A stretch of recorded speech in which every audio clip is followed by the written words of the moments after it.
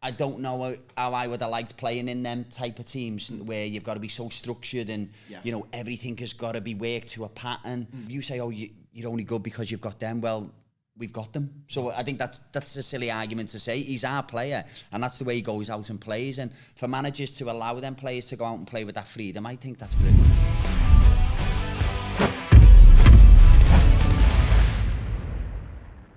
Hello guys, welcome to the Sportsman Untitled. Today we're going to be looking at Frank Lampard. He's looking like he's going to get the Coventry job. We're going to do an in-depth dive to Swansea City, and we'll talk about Bristol City as well. And there's a very good reason we're going to talk about those two clubs, because Lee Trundle is one of our special guests back to join us. Lee, how you getting on?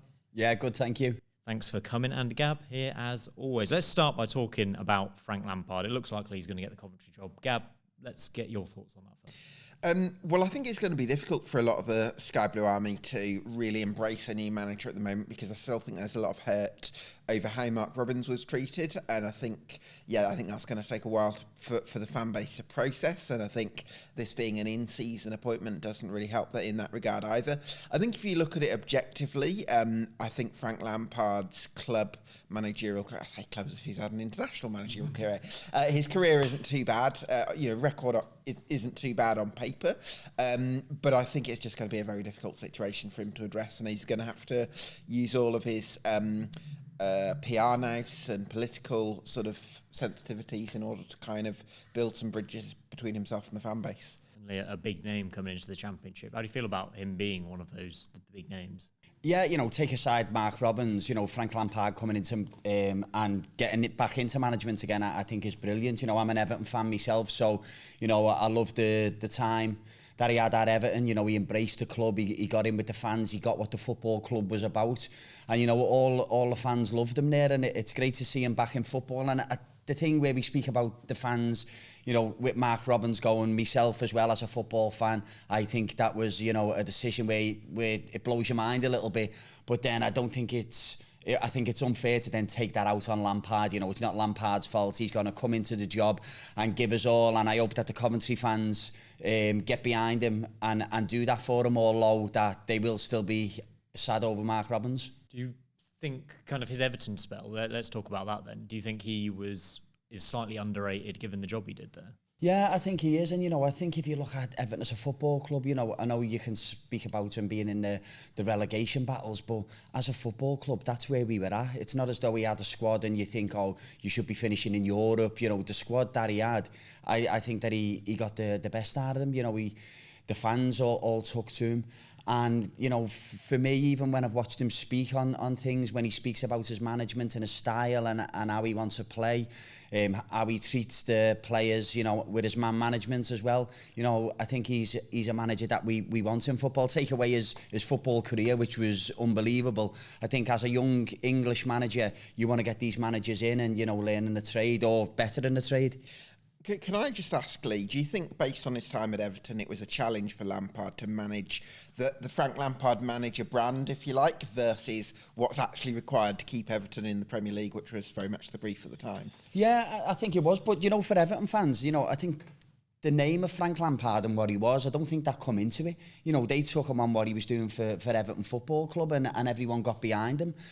Obviously, it didn't work out and then, he left the football club. But I think when you speak to Everton fans, the majority of them will speak about Frank Lampard as, he done a decent job for us, kept us in the league, which was very tight. But stylistically, though, Lee, my impression as a sort of an outsider to the Premier League is I think he initially wanted to get Everton playing out from the back, and that didn't quite work, and I think he kept you up by maybe going a bit more direct and being a bit more pragmatic, but maybe that was a bit of an adjustment for him. But I also think that's good management as well, because, how many times do we speak about clubs where they want to try and play out from the back a lot and you keep getting caught and you get goals against you and you end up getting relegated. Now, for me, I think if you're in a situation where you're trying to play like that and you keep getting caught, your job as a manager is, if you're down at bottom end of the table, to keep your club in the Premier League. So, going out on your sword and saying, we'll just play out and getting relegated. I think he's seen that he can't do that with Everton in that situation, and he's then tried to go a different way, and that different way kept Everton in the league.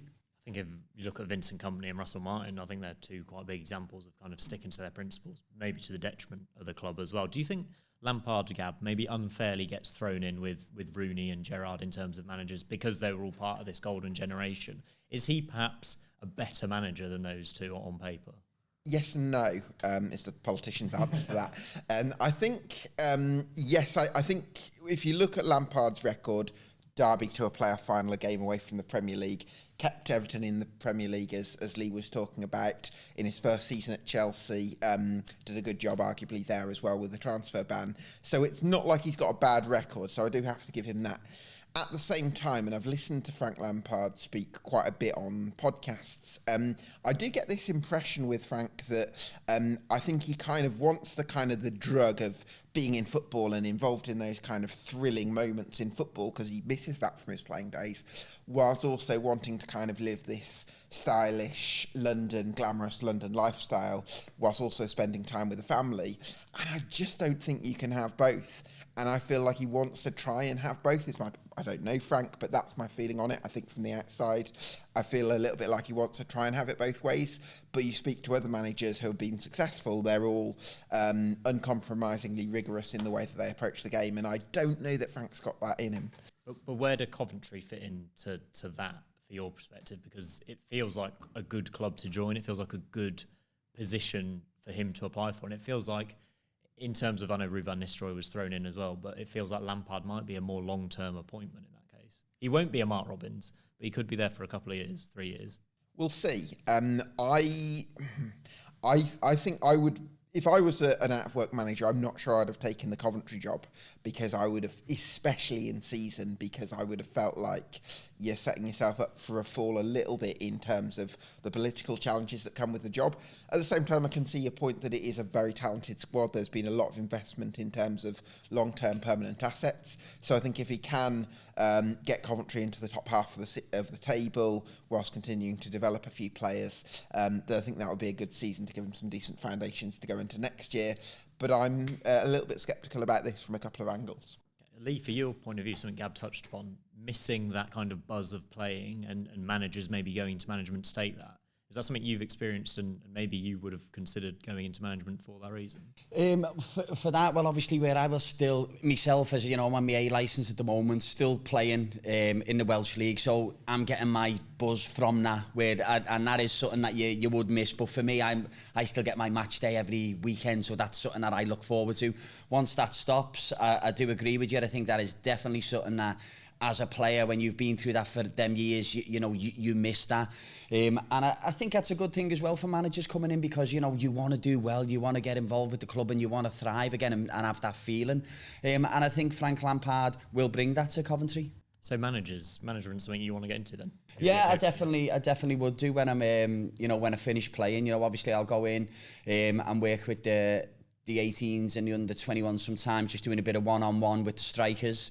But if you've been involved in football all your life, it's something that you would like to do. And, obviously I'm at Swansea City, that's my football club. So whatever level I can do it at there, I would love to do that. Lee, let me ask you this. It feels like there's a shift in football a little bit away from the word mavericks is kind of used. I don't know whether you'd take that.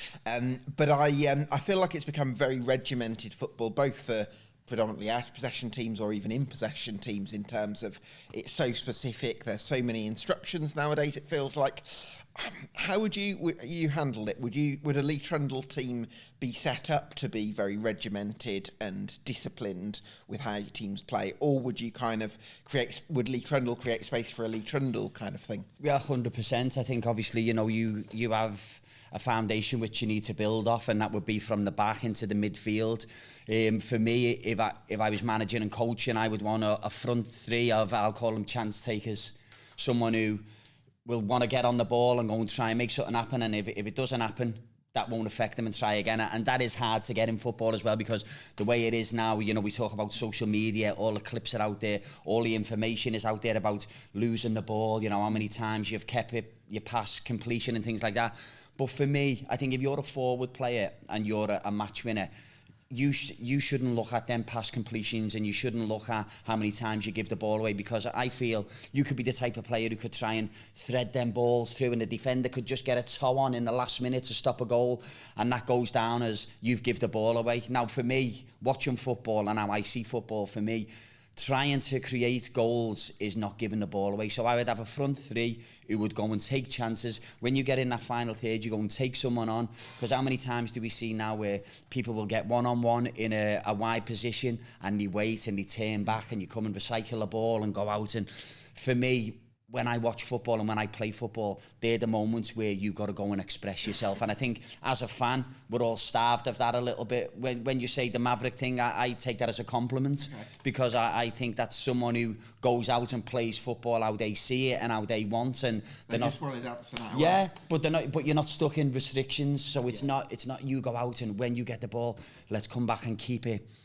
If you're a forward player, get in them positions and go and express yourself and make stuff happen. Is there anything you've taken from, obviously you worked under quite a lot of great managers under your time, is there anything you took from one of them that you're thinking now, that was excellent, I want to bring that into my management career? I think you take a bit from all of them, whether it's good or bad. You know, there's somewhere people will do stuff that you don't like, and you say, oh, I wouldn't do that, or I wouldn't treat players like that. I think honesty is a massive thing. I think if you're honest with a player, I think then there's, you know, they've got no comeback. You know, the amount of times where lads had gone into the office and had that meeting, and people are saying, no, you know, you're brilliant, we need you. When you come up, well, you haven't played for 5 games. So if I'm a manager in there, I would rather, or if I'm that player going in, I would rather the manager say, listen, I need you to work on this, I need you to work on that. That's why you're not getting in the team, because you're not doing these things. And I think if you give them players information, you know, you get no arguments, and I think the players will respect you more. But as for managers, you know, I've worked under some great ones, and then at Swansea, being around them as well, with the likes of Roberto Martinez, worked under him, played under him, so he started that style. You look at Michael Laudrup, who took it on, Brendan Rodgers. You know, there's been some great managers there that you will pick bits off, and you know, it's great to be involved in the football and see how then people do stuff. It's a beautiful link, beautiful smooth, this transition, because Swansea have had a lot of excellent managers. I mean, you can throw in like Graham Potter and Steve. They've really got the hiring process right of late, and we'll come on to Luke Williams, because Swansea are in the top half of the table at the moment, Lee, and he seems like quite a good fit right now. I think he's brilliant, and I think if we would have went from, you know, you take even like the managers you mentioned, we've had that many at Swansea where you forget some of them as well. You know, we put Russell Martin in there for his style of football. If Luke would have been appointed after Russell Martin, I think we would have been even further ahead now, because I think with Michael Duff coming in, it was completely different style to what Russell was. So you get players, we brought 13 players in that summer who fit into a certain style. Then Duff goes and Luke Williams comes in, which is a completely different style again. So it's like you're starting all over again. But for me as a manager, I think the club have made a great appointment. Not only his football philosophy, but you know how he's involved with the city, how his man management is, how he wants to play football. I think Luke Williams is one of them. With the better players he has, the better manager he will be, because his ideas and how he wants to play is brilliant. I think Luke Williams is somebody who's proven himself as a coach for a long time. So he might only, in the last couple of years, have established himself as a manager. But you talk to Swindon Town fans about the side that I think reached the League One playoff final in 2015. Luke Williams, I think, was the one on the grass doing all the coaching that season. Then you go to MK Dons, Russ Martin, we've spoken about. I don't think Russ Martin would have the career that he has now working in the Premier League without Luke Williams. So I think all the way he's been a massive influence on good footballing sides throughout the Football League. And I think as well as being a fantastic coach and knowing his stuff technically, I think he just seems to be very charismatic. And I think those people skills go a lot. You know, I'm sure Lee will tell you, you know, as much as you've got to know your stuff technically, a lot of it's about motivating people and knowing what makes them tick. 100%. Well, I believe, you know, especially when you get to Championship, Premier League level, these players, they take information in. They're already a good footballer. So, you know, you can give information on little things, but you're at that level, you've already got the tools, what you need to play there. So for me, the biggest thing is how you're managed as a person. and the man management. How does that manager make you feel? You know, does he make you feel like you want to go out and you want to win for him? Because I've sat there with managers where in that dressing room I've wanted to go out and I've wanted to give everything to win. I've sat there with managers where I haven't felt like that about them, and I think when you've got a relationship like that between player and manager, that goes a long way. And man management in football is. Just coming back to Michael Duff, because you touched on it, I feel like Swansea made a lot of good appointments, and we spoke very highly about Michael Duff from his time at Cheltenham. What do you think didn't work out for Michael Duff, and why has it worked for Luke Williams? Do you know, and I'm not knocking Michael as a manager, because as you say, you know, what he done at Cheltenham, brilliant. I just think it was a different style of what Swansea are used to, and you know, football fans are used to a certain type of football and a certain type of way, and probably at Swansea we've been spoilt over the years with the football that we've had, and you know, we've been a club where we've been on the rise. So I think then when Michael come in and then he tried to change it to be a bit more direct, I just think it was the wrong choice, as in, you know, how you want to play the game.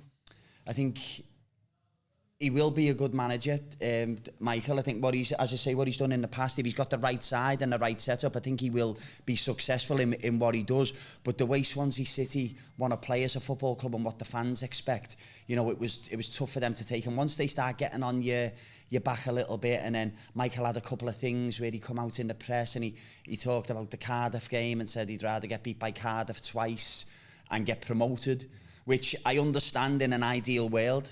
But we hadn't won a game at that time, and you just can't speak about Cardiff beating Swansea. It's just something that you can't do. And I think he come out and then after that, I think there was another one where he come out and he said that he's not here to win the fans over. He's here to win games, and I think we hadn't won a game at that time as well. And I just think little things where, because there was a bit of pressure getting to him as well. But as I say, I think when you do little things like that, especially a club like Swansea and the city that it is, I think then you lose the fans then, and I think it was harder for Michael to try and win them back over, because with them two things, you know, I'm out in the city and speaking to people, and you know, I think off them two things they'd made their mind up, and then it's a bad atmosphere around the club then. It's so interesting how a couple of comments like that can just kind of change the vibe of a manager's success around the club, because what they say is important and fans really do feed off it. You quite like Michael Duff in the past.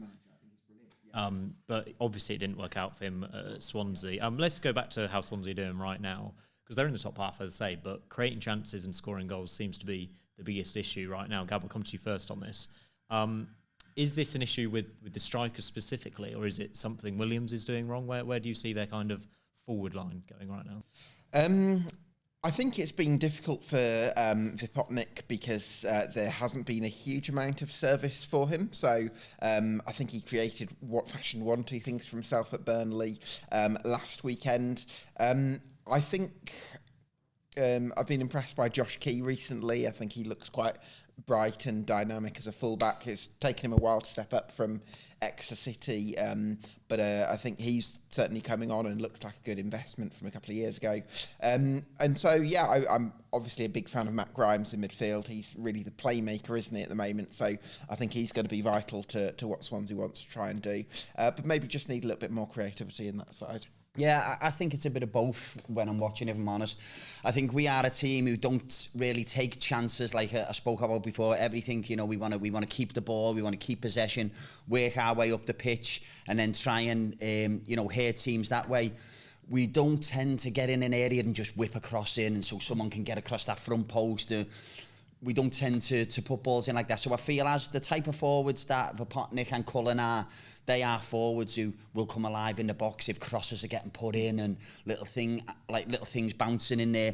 And I think our build-up is where we want to keep the ball a lot, which is great to watch. But then once you get in that final third, I think sometimes that's where we will fall a little bit short. And I think if you look at the chances that we've created over the season, you know, I think it's unfair to just pick the forwards out and say, you know, they're not doing it when the service is not there as much as they would like it. I was going to say 19th in the XG table, so that shows kind of the lack of chances you are creating. 11 goals in 15 games. Is this something that can improve under Williams? Is it just like flip of a coin almost, or is there more serious problem? No, there's definitely not a serious problem. I think that's something that can change, straight away. It only takes you as a forward to get a goal, to score a couple, and then your attitude changes as well, and your confidence changes, because, if you look at the chances created, and I think every Swansea City fan, if you're watching the game, they will probably pick on that forward position and say, we need a forward to come in. And I still think myself, I still think that's a place where we could definitely strengthen. I think if you lose Joel Perreault, who's getting you 20 goals a season, and then you don't replace them 20 goals, not only the goals themselves, but the presence that he brought as well, I think it's tough. And, everyone in the Championship, I think if you're up at the top of the table, you've got one of them strikers who's your go-to striker who will get you goals. So I think that's somewhere where we could bolster and strengthen it in January if the funds were there. But I do think that we could take a few more chances as well. And when we get into them wide areas, sometimes we get into great areas, and sometimes just that final ball is not there. And I don't think that's down to Luke Williams and how he wants to play. That's down to people's ability. The other factor I'd probably bring in is Joe Allen played as the number 10 at Burnley, and he was described as the Welsh Xavi, but he wasn't the Welsh Iniesta, was he? So I'm wondering, maybe a number 10 that can sort of be a bit more spontaneous and create something, perhaps. Yeah, 100%. I think that the choice of playing Joe in there at Burnley is probably playing a little bit more safer, where you're probably not going to have the ball a lot. So if you put someone else as a number 10, where when you put Joe Allen in there, if Burnley are going to have more possession, Joe can sit in a little bit more and be that bit more of a shield and defend. I think if you were at home, I think you would want to then play a number 10 who was a bit more creative and someone who was going to get at players. But I think in that game, I think it was more of a, let's try, if we come away with a point from Burnley, that would have been a great result for us. I think Swansea's issue, like you mentioned up front, they cost money, don't they? The big strikers cost money. You look at, Coventry bought Hadji Wright for 7 million. Teams coming down from the Premier League, Leeds bought Perreault, there's some big money being spent. It feels like Swansea are maybe a little bit short in terms of finances to be able to kind of push and bring in those big names. Yeah, and I think then, as a football club, you've got to balance it out. And, in an ideal world, we'd all love to go out and spend 15 million on a striker and bring him in. But, sometimes it doesn't work like that. The club is in the takeover stage as well now, where it's going to be getting sold. So that is going through. So hopefully some funds off that will be released. There's players there that probably won't be involved in the squad that are still on the wage bill. So that's another thing where you've got to balance out. As we say, with the start of when Michael Duff we brought 13 players in. So it's not as though you're not trying to spend, and you're bringing that in, but it's about bringing the quality in as well. And I think that's something that we probably missed, where we brought Mass in, where Cuddy had a half that and brought the more quality in to try and push it up that table. But what Luke's doing with the squad that we've got now, I think he's doing a great job. But you're relying on player sales really at the moment, aren't you, Lee? Yeah. So that's going to be the big thing. Can you try and sell somebody on and then reinvest that money in 4 or 5 players? Definitely. Yeah. And I think that's where we need to be. As you say, if you had a magic wand, it would be great, but you've got to balance it and run it as a business and a football club. And at the moment, we probably need to get players out to get them funds in to go again. Who's closest then, Lee, to be that 8-figure asset, do you think? To what? To get... Yeah, to sell on, yeah. See, at the moment, I wouldn't say we've got a big name. If you're probably looking at the 2 centre-backs who are probably doing the best at the moment. You got Cabango, Harry Darlin. Them two are probably ones that you would look at. Ollie Cooper's just went out injured, so Ollie's coming on and getting into the game. But a lot of our players are probably... I like Ollie Cooper, by the way. He's very agile, isn't he? He can sort of wriggle away from opponents, can he? Yeah, he is. He's brilliant. And another one who's probably been, you mentioned Josh Key. Josh has been brilliant this year. And we brought Franco in as well into the midfield. And for me, he's probably been our best player now. But I think the players that we've got are more players that are building them up to try and get that name for someone to come in, rather than you've already got him there now and someone's talking about him that we're going to buy them for 10 million. I think our players that we've got there are more building their reputation for probably next season or the season after, then to be a big name to go and demand that money to get sold. Well, I mean, you as a Coventry fan, perhaps you can sort of add to this, Simon, because you had that summer where you sold Hamer and Gyökeres, and then after that it felt like your squad was in a similar situation where nobody there was quite ready for the big money sale, but it's almost a relief in a way that you're not sweating over it. We had Ben Sheaf and O'Hare who were out of contract at the same time. O'Hare's obviously left and Sheaf did sign a new contract, but it's strange because, as you say, those players leave, and we also had 5 loan players starting that playoff final, so they all went as well, and you're left with like 2 or 3 starters from the squad that had done so well. And then obviously we had to reinvest all the money, so it is a bit of a relief that there's not one big name. I really like Cabango actually. I also, on Swansea, wanted to bring it to kind of, it would feel very odd for me if Swansea went out and spent 15 million on a player. That just wouldn't, like, there's something about being a club that develops players and sells them on, and being, a place for the local fans, and there's a real heart to Swansea, I feel. And I feel like if you went and spent 20-30 million, it would feel wrong almost. Yeah, and I don't think we're ever going to do that, if I'm being honest. I think ours is about, you look at someone like Michu, £2 million for Michu, it's like, they're the type of players that we'll find.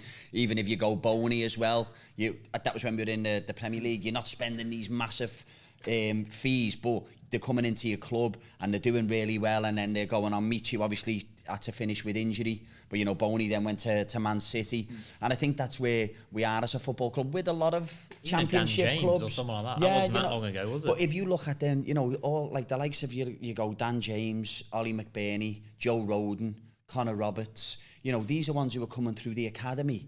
And then so they're earning a lot of money for the club. But if you look at Leeds, they've got Joe, Pero, players in there who have come through or been at our football club.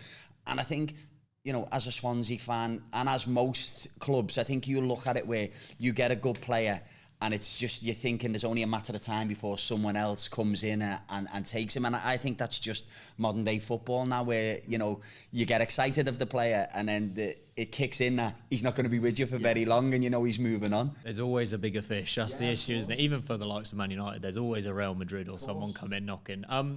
Are playoffs a realistic possibility, do we think, for Swansea this season, or is it a bit too much of an ask? Do you know what? If you look at, you could be 5 points away from the playoffs and 5 points away from the relegation, and the way the games are in the Championship, if you put a run where you go 3 or 4 wins together, that pops you right up there, and you will get teams where they will go through that spell where, you'll hit a nice spell where you will be on, where you will win a couple of games.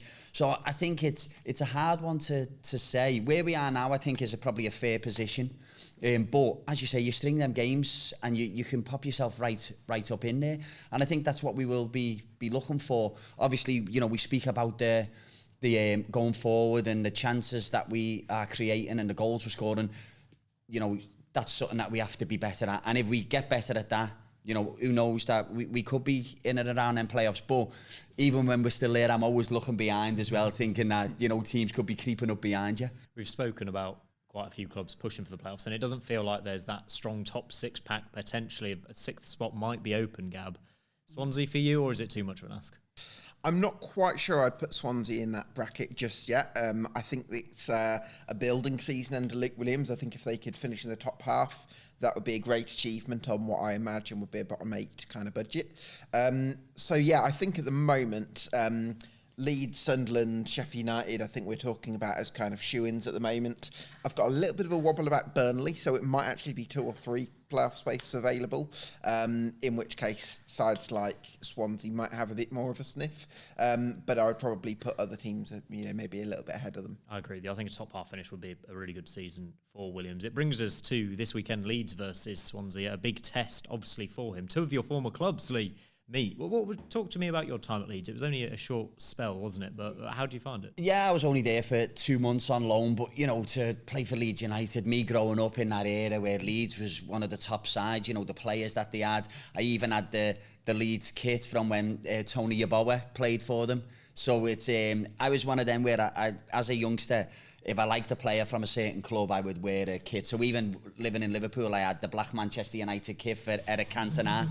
I had the Blackburn kit for Alan Shearer, the Arsenal one for Ian Wright. So if I liked players, I would, growing up... You wore the Cantona one at home, I hope. No, I did wear. When I played five-a-side, I'd go to a five-a-side. You're a braver man than me. I would wear the kit. So, you know, for playing for Leeds and going to Ellen Road and seeing it, and even, you know, in League One at the time, but you're still getting like 30,000 fans, you know, following the club, and it's a massive club. So for me, looking back on my career, you know, to say that I've played for Leeds United and wore the shirt, you know, I see it as an honour. Was Cantona a big inspiration for you then in the 90s? Because I'm sort of comparable in terms of playing mentality. I was going to ask, how many times did you try and recreate that Yeboah goal as well? All the time. Obviously play, and as I say, we had a pick, like, you know, a player like Cantona, and I think he was someone who just played with his freedom as well, and like you wouldn't put a job on him to say, like, go and sit on that midfielder when they've got the ball. It's just, you go out and you go and play. And they were the type of players that I was drawn to, the likes of a Paul Gascoigne as well before that, you know, the Brazilian R9, Ronaldinho, even Romario. Them type of players was ones, and Cantona was one of them as well, where I would watch him and see how he moved, and like Dennis Bergkamp as well. And they're the type of players that, you know, I was attracted to when I watch football. Do you think it's being coached out of the game, that kind of thing, at the moment? I think where being an individual is being coached out of it, because I think now the game has changed. I think everything is, we spoke about it, everything's about possession, keeping the ball. You know, if the other team hasn't got the ball, they can't score a goal. And, you know, I agree with that, as, you know, when you're looking at it like that. But for me, football is freedom. Football is going out and expressing yourself and doing stuff. And, I don't know how I would have liked playing in them type of teams where you've got to be so structured and, you know, everything has got to be worked to a pattern. Playing football, the best managers that I played under was managers who, like, just said, go out and play. And, like, you know, there'd be times where they say, if you lose the ball, just get yourself in a position where when we win it back, we can give it to you. So that type of freedom where you can just go out and express yourself. And because I didn't go out and just do tricks for the sake of doing tricks. It was I'd either do a trick to try and get past someone or to create a chance to score a goal. And I do think that side is taken out of it. You know, people ask me now, who's your favourite player, skills, and I think who does skills and tricks anymore? It feels very rare nowadays. Yeah, you don't really see it anymore. Where if you look at, you go back to like Ronaldinho and Brazilian Ronaldo. You know, if you look at, you know, the things that they used to do, it's like you don't see players playing as an individual and just having that flair.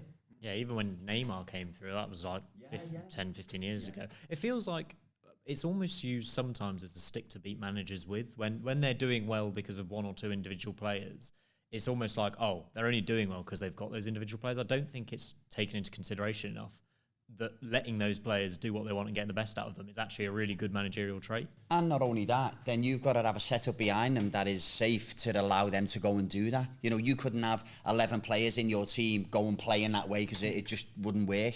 As if you had 11, you know, players who just want to play safe all the time, that wouldn't work. So your man management and how you pick a team is putting players in the right positions and how they all work together. And I think, you know, if you say, oh, you're only good because you've got them, well, we've got them. So I think that's a silly argument to say. He's our player, and that's the way he goes out and plays. And for managers to allow them players to go out and play with that freedom, I think that's brilliant. So it is Swansea versus Leeds this weekend, a really tough test for Swansea. We know how good Leeds are. I believe they're going to win the league, Gab. You're still Team Sunderland, but we're going to leave that for this weekend and not mention the Black Cats. Leeds are really, really good, but the game's at Swansea, does that give them more of a chance? I think whereas Burnley, Swansea's previous opponents before the international break, probably struggled being on the front foot in games because Swansea had to adjust a little bit to try and get something from that game, which they very nearly did. I think Leeds are a lot more comfortable when they're on the front foot. Obviously, going to Elland Road is a very daunting prospect, so I think Swansea having home advantage gives them a little bit more of a chance. But I think that the way Leeds are playing, I love their midfield at the moment, even without Ampadu and Gruev, because they've got Rothwell in there, who's a lovely ball carrier, and they've got Ayo Tanaka, who I think is one of the best players in the league on current form. So very interesting to see when Ampadu and Gruev do return, what Daniel Farke goes with. But I think at the moment, Leeds United looking very, very strong.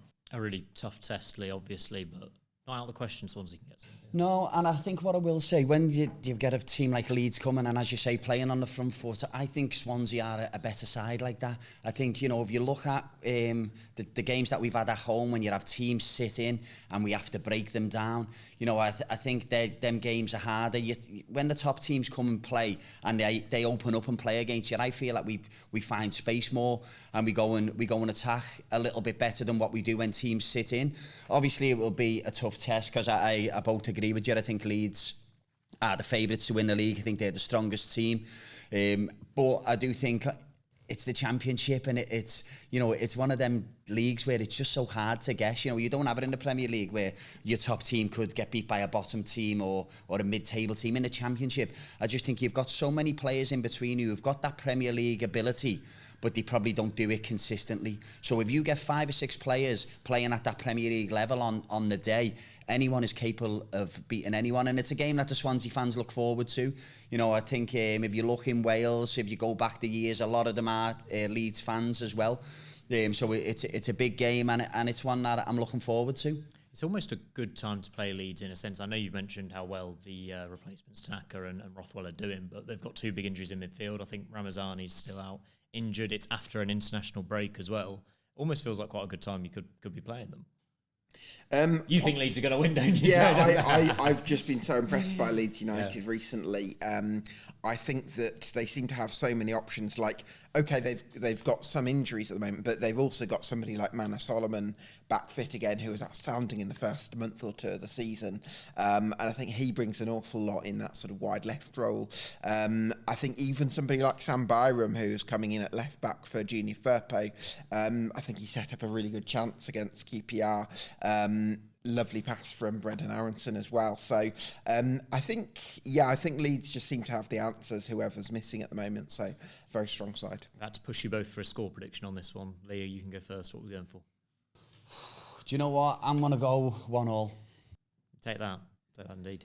I'm going to go with Leeds United 2-0.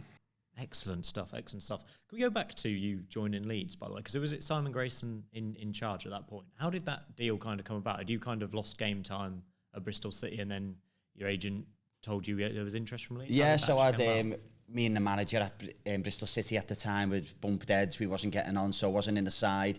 And then my agent and one of my best mates in football, Andy Robinson, who he was playing for Leeds at the time, so the connection was there. And then my agent spoke to Simon Grayson, and then I come in and then joined on loan as well, which was at the time was a great move for me. You know, back playing football, back in and around a team, and then doing it with a team like Leeds as well. You scored a goal, bro, didn't you, for them? And that I scored on my debut. I get away to Brighton, and then that was the only one I got. I think I played 9 or 10 games, I think, something like that.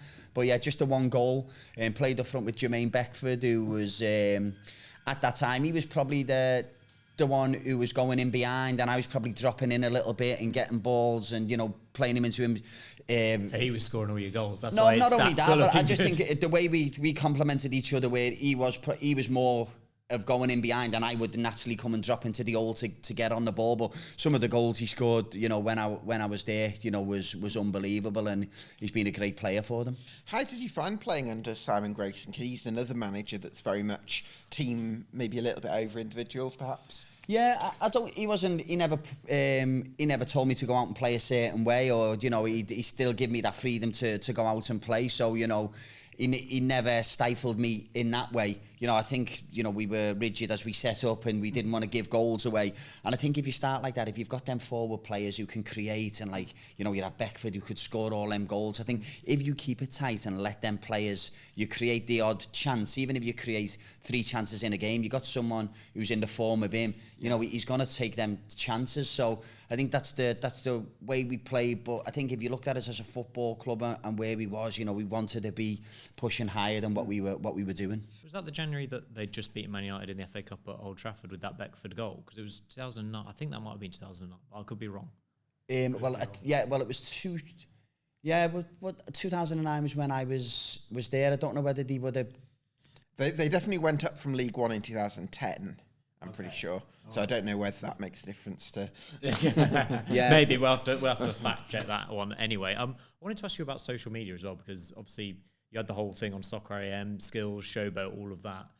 What advice would you give to your young players about social media now? Because it has such a big impact on players today. Yeah, and I think it's hard to give advice as a group because everyone's different personalities. You know, I think some people could go on and some people could take the stick what you're getting on there. Some players couldn't. So I think it depends what you're like as a person as well.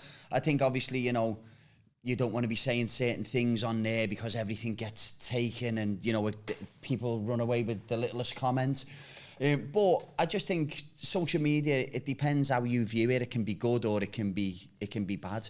You know, I think if, you know, you mentioned like Soccer AM and things like that. Well, you know, with social media now, someone scores a goal, someone does a trick, someone bang, it's on there straight away and to be viewed. Where back when I played, it was like Fenners, who worked on Soccer AM, had to go through a full 90-minute tape just to find them clips of them, the little skills and stuff like that. Where now social media is completely different, and I just think it's how you view it. It can be good, but then I think if players are going through, you know, a bit of bad form and they're reading stuff like that on social media, and not only that, I think even when you're a player and like if you're seeing that on social media or if you're at a game and fans are shouting stuff on, I think you feel more for your family who were in the crowd watching rather than yourself. Where's the line then, Lee? Because I think there's a very important mental component to this, which is sort of taking care or being mindful of the mental well-being of footballers, especially young men we're talking about. And yet we all have opinions on the games. You have opinion, I have opinion. And I suppose I'm curious about where that line is, because I suppose, you know, we've got to be kind of respectful about players and not cross the line. But we can't tell people don't tweet your opinions about footballers. So it's tough, isn't it? Do you know what? I think we all have opinions, even, you know, it's just how you voice them. You know, you can say someone has had a bad game, and you can put it in a completely different way, which if someone read it, it could destroy that player. So I think it's just how you say it. I think it's getting better on social media if someone does say something and people will call them out on it. So I think that is getting better. But I think as a player, I think you have to take that sometimes. And I know it's hard to say, but if then I scored a 30-yarder, put it in the top corner one week and everyone's going, oh, that's brilliant. And then if I get sent off the next week and let my team down and we got beat, you know, I can't then say, oh, don't talk about that, but you're all right talking about the goal from 30 yards. It's like you've got to have a balance. I think it just depends how people are saying it to you. And that's all I would say on it. I think with all the goals and skills and clips, you'd have been like a superstar of social media. Do you think you'd have preferred playing today, or have you thought about that at all? Would you have rather been at your peak now, or were you happy doing it when you did it?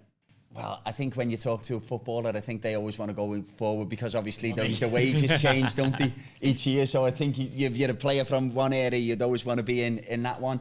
I just think the way football was then, and it was more, you know, it was more end-to-end, it was more entertainment, it was more about your ability. And listen, I do still enjoy watching football now because I think the technical side of it and, you know, how they will change formation within games and... So I do enjoy that side of it, but, you know, as I said before, for me, playing football, I just love that freedom. I love you go out and you try and score a goal, and that's what you want to do. So even though I do agree with you, the social media side, it would be completely different for me. I didn't go on social media till I got my job as club ambassador at Swansea. So I wasn't on any like Twitter, Instagram, any things like that until I finished playing. But I do agree, like now if you do something, it's on there straight away, and I do think people would have took up on it more. But, you know, I played in the area that I played in. I really enjoyed it, and, you know, looking back, I wouldn't change that. It is what it is. Let's move on to our final part of our show, and Gab, it's time for your corner of concern, your weekly corner of concern. So take the spotlight. Yeah, I wanted to open up a debate about documentaries in football and... Plymouth Argyle, I don't think they've released it officially, but it's sort of come out via mainstream media that they're doing a documentary on Wayne Rooney this season. And I kind of wonder a little bit about the timing of that. They're in a relegation battle in the Championship. I think they've won their last 6 or 7. And I'm sort of thinking, I can understand one argument for this, which is it's going to raise money for the club and there's more coverage and all that kind of thing. But I also feel like I want Plymouth Argyle to stay Plymouth Argyle Football Club and not become Plymouth Argyle Production Team. And I'm wondering whether it's going a bit too far in the sort of media direction and maybe detracting from the core purpose. It's interesting, isn't it? I think I love watching some of them. I think some of them are way too sanitised, like the Man City one. The best one was Sunderland Till I Die, when they were getting relegated, right?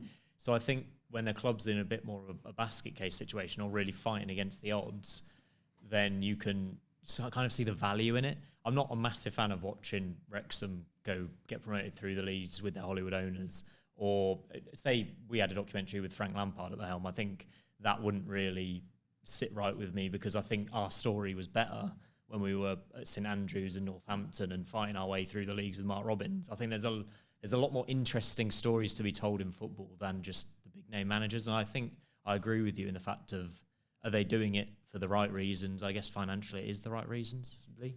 I think sometimes as well, it's, do they want to get out the work that's going on behind the scenes as well? And like, we are trying, although we're in a relegation battle, we are doing everything to try and get out of it. You know, are they putting a message across to show you how hard they work behind the scenes at the football club, what they're giving the manager, the funds that they've got available to spend, so we can't go out and spend like that? So I think it depends how you want to look at it. And I do agree with some points, but some people will do it to get a different message out.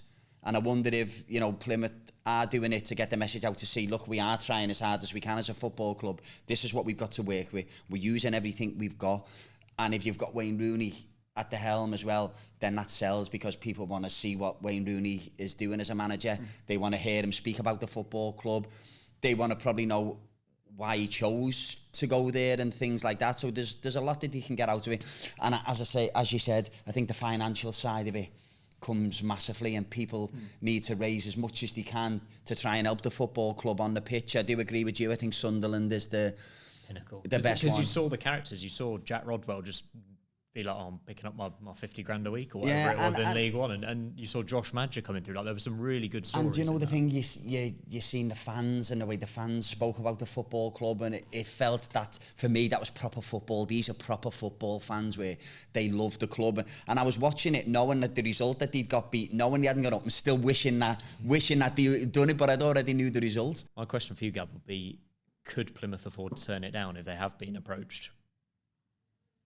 That would be my angle of looking at it, perhaps, because a club like Plymouth is very different to a club like Sunderland. Yeah. I don't know if financially they would be able to turn it down and not open themselves up to it. I just wonder about whether it's a bit of a distraction.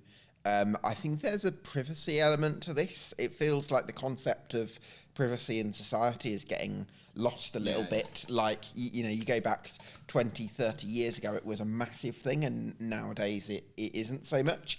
And I do wonder whether that's necessarily healthy, because, you know, everything seems to be broadcasted, and I don't know quite whether that's the right thing. And also, yeah, it feels...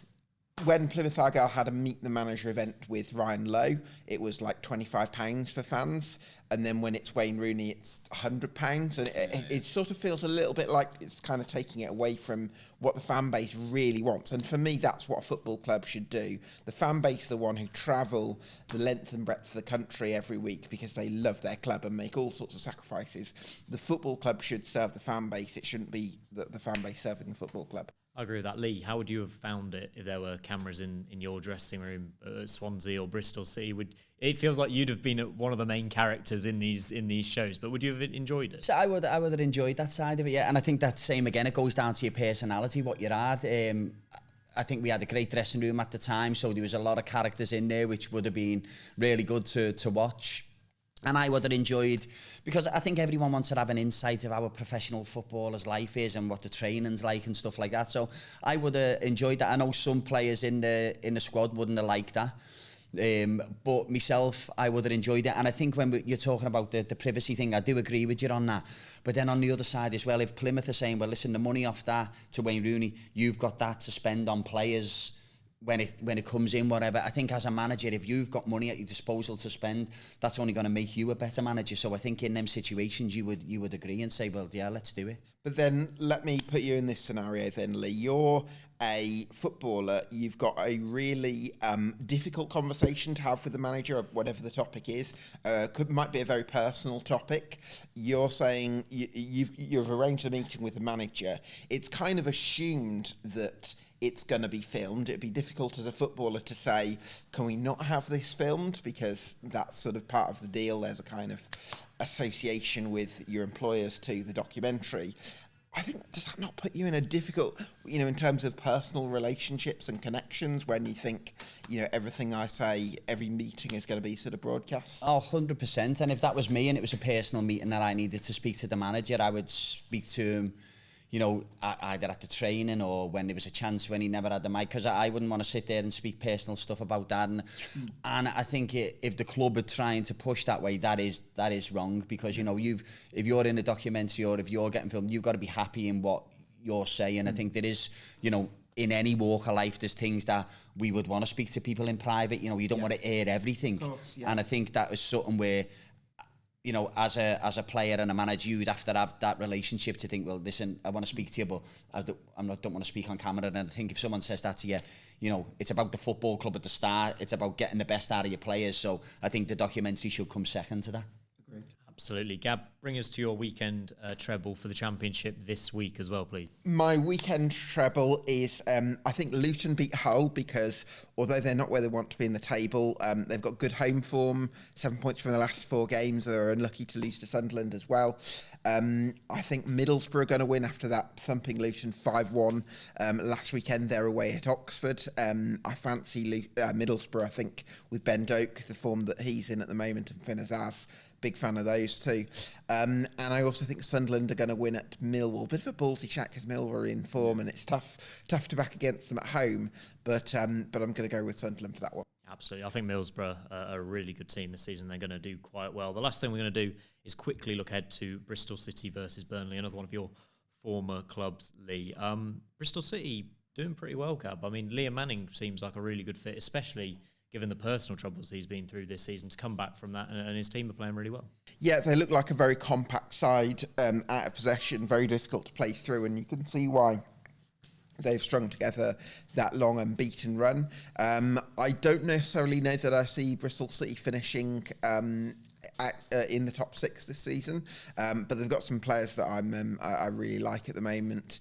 George Earthy is at the wing back, is really impressing me. I'm a massive fan of Max Bird and the link-up play that he brings. Jason Knight, another one from the ex-Derby sort of contingent, very athletic and aggressive against the ball as well. Bristol City are a good side now. I see them finishing the top half. Liam Manning seems similar to kind of Swansea boss in a way in the terms of their style. Do you keep much of an eye on Bristol City? Yeah, I'll still look out for him for the scores. Yeah. And Bristol is one of them teams where you think with the size of the city and the size of the club, you always want them to try and push that little bit further, and they always stay around the mid-table. When we got to the playoff final and got beat by Hull when Dean Windass scored that volley. But apart from that, they've had some a little cup run where they've had some good results, but league-wise, they've never really pushed where you've thought, they're going to get out of the division, or they've got a chance in the playoffs. And I think it's sad for the size of the club that Bristol is. But, they still produce some great players, some good footballers played there. And when Swans, Bristol play each other, it always is a really tough game. Lee, as someone, you grew up in Liverpool, obviously a big footballing city. I suppose you'd say Manchester's another one, maybe Newcastle and London as well. I suppose I look at South Wales, where you played, and the southwest of England. Do you think that maybe other sports being more prominent is a factor behind maybe the success of clubs in those parts of the country? Yeah, 100%. I think, if you look at, we'll take Wales and even Bristol at a point, on the rugby side, that was something where until Wales done well in the Euros, I think it was the 2016, then you got the kids then wanting to get into football at a young age rather than going to the rugby side. So I do think that definitely plays a part, but I do think that's changing now with the, obviously Wales as a national side, you know, doing a bit better and looking to challenge to get into these major tournaments. But I do think in the past, the rugby has probably come first, and that has affected the football. It's a really interesting point there, Gab. Let's finish off by giving a score prediction for Bristol City Burnley. I'm not too keen on Burnley this season. I've got my doubts about Scott Parker, so I'll go for a home win. Bristol City, I'll say 2-0. Gab? I'll go for a goalless draw. Do you know what? I was going to say the same, the way that the two teams are, you know, watching the game last week, Swans, Burnley, I would go for a 0-0 draw as well. Brilliant. Tune in for that one then, guys. 2-0. Thank you very much, Lee, for joining us. Thanks, Gab, as always. That's all from us. Make sure you like and subscribe. Get your thoughts down in the comments below, and we'll see you next week on the Sportsman Untitled.